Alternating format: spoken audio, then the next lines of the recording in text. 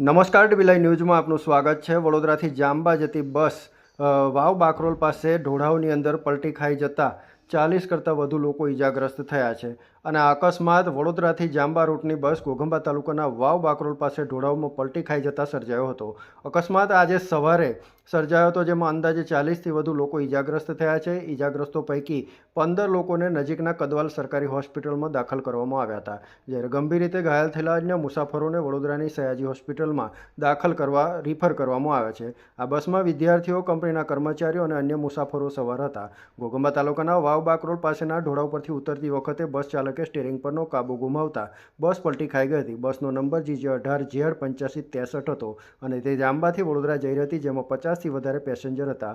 બસ ચાલકે અકસ્માતનું કારણ brake fail થયું હોવાનું જણાવ્યું હતું, જોકે સ્થાનિક લોકોએ આ દલીલ સ્વીકારવા તૈયાર નથી। લોકો સવાલ ઉઠાવી રહ્યા છે તેમજ પ્રશ્નો પણ કરી રહ્યા છે કે GSRTC દ્વારા આટલી મોટી ઘટના બનવા છતાં કોઈ પણ પ્રકારના અધિકારીઓ દ્વારા મુલાકાત લેવામાં આવી નથી। તે અંગે નારાજગી પણ જોવા મળી છે।